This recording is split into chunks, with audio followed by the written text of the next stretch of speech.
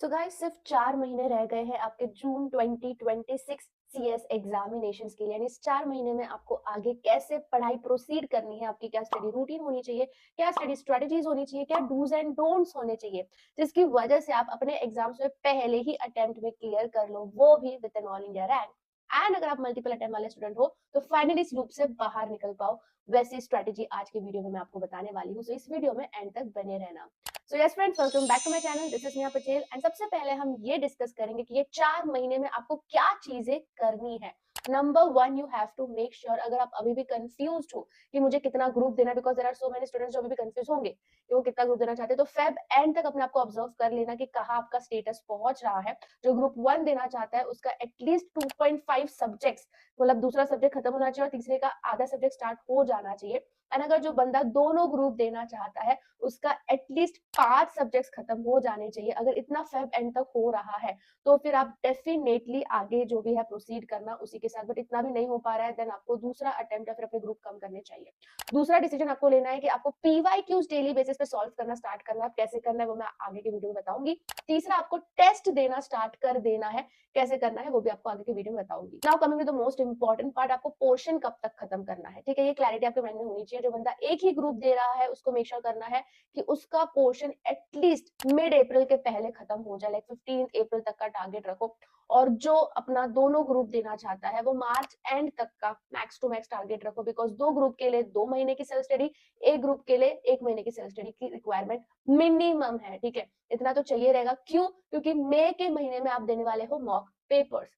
तो अभी आपका पोर्शन कंप्लीट होगा, उसके बाद थोड़ा सेल्फ स्टडी करोगे, फिर मॉक पेपर्स दोगे मई के मंथ में, एंड मॉक पेपर्स के बाद भी टाइम बचेगा, उसमें भी सेल्फ स्टडी करोगे। इस तरीके से आप देखोगे तो आपका 3 बार रिवीजन हो जाएगा। नाउ इसमें मैं आपको एक चीज बताना चाहती हूँ कि अगर आप अपने क्लासेस को लेके कंफ्यूज हो या फिर आपको आपका क्लासेस स्विच करने की इच्छा हो रही है बट आपके पास इतना अफोर्डेबिलिटी नहीं है एंड क्वालिटी एजुकेशन चाह रहे हो, तो मैं आपको पीडब्ल्यू रिकमेंड करती हूँ यहाँ पे, बिकॉज पीडब्ल्यू में बहुत अच्छे ऑफर्स भी चल रहे हैं। बिकॉज गाइस पीडब्ल्यू ने अपने सीएस एग्जीक्यूटिव बच्चों के लिए सर्वर बैचेस लॉन्च कर दिए हैं for June 26 and December 26 students. Now इनके रिजल्ट्स काफी ज्यादा अच्छे, बिकॉज जून 25 में AIR 4 और AIR 11 भी यहाँ से आ चुके हैं। यहाँ पे आपको लाइव प्लस रिकॉर्डेड बैचेस तो मिल ही जाते हैं, इसी के साथ ही साथ आपके पीवाईक्यूज भी आपको सॉल्व करवाए जाते हैं, डाउट सॉल्विंग सपोर्ट भी मिलता है। और अगर आप इनका प्रो बैच लेते हो यहाँ पे आपको हार्ड कॉपी बुक्स मिल जाती है, टेस्ट मिल जाता है, इसी के साथ ही साथ 1-on-1 डाउट सॉल्विंग सपोर्ट होता है। सीएसईटी बच्चों के लिए भी संजीवनी बैचेस लॉन्च हो चुके हैं जून 2026 के लिए, तो सारे लिंक्स मैं डिस्क्रिप्शन पर डाल रही हूँ। अगर मेरा कूपन कोड NP200 यूज करते हो तो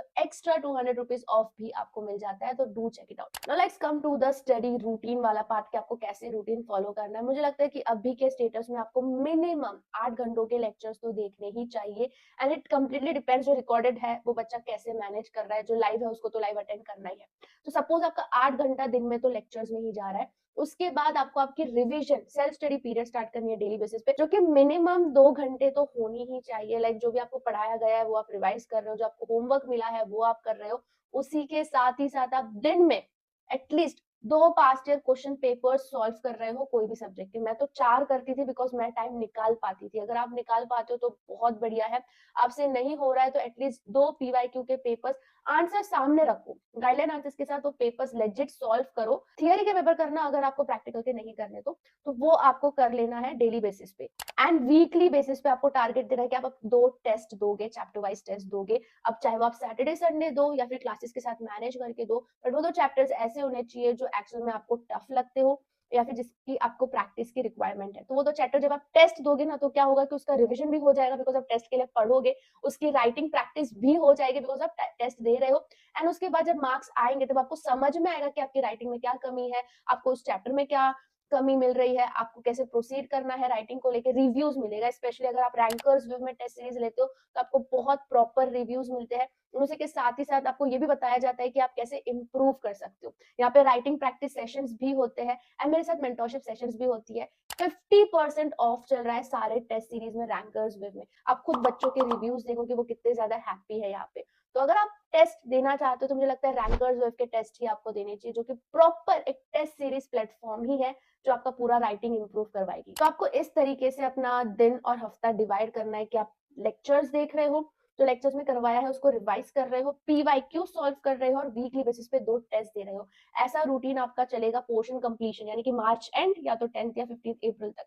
उसके बाद जो सेल्फ स्टडी पीरियड स्टार्ट होता है वहां पे आपका सेकंड रिवीजन स्टार्ट होगा। तो सेकंड रिवीजन इस तरीके से पढ़ना है कि जो मई के महीने में आप मॉक पेपर देने वाले हो उसका पढ़ाई सोच के आपको सेकंड रिवीजन करना है। फुल सब्जेक्ट आप कैसे पढ़ोगे, आप अपने नोट से पढ़ोगे, आप पीवाईक्यू यानी कि स्कैनर से पढ़ोगे, आप मॉड्यूल से पढ़ोगे। नोट्स अगर आपको बनाने हैं खुद के पर्सनल तो वो आप सेकंड जो कि आपका सेल्फ स्टडी फेज है तब बनाओगे।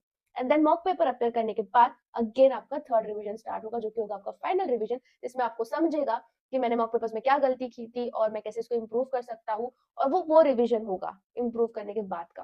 तो this is how your 4 month is going to look. मैं इन डिटेल में सेल्फ स्टडी पीरियड जो लास्ट के 2 महीने बचते उसमें कैसे पढ़ना है वो आने वाले वीडियोस में बताऊंगी, तो सब्सक्राइब करके रखना। उसका प्लान भी हम डिटेल में डिस्कस करेंगे, बट अभी के लिए मार्च एंड तक या 10th अप्रैल तक आपको बस अपने lectures, revision, test and PYQs इसी पर ध्यान देना है। ट्रस्ट मी गाइस, अगर आप इतना कर लेते हो तो you are ahead of so many students. बाकी गाइस और भी कुछ डाउट रहेगा तो मुझे कमेंट सेक्शन पर बताना। हम मिलते हैं दूसरे वीडियो में। Bye bye, best of luck.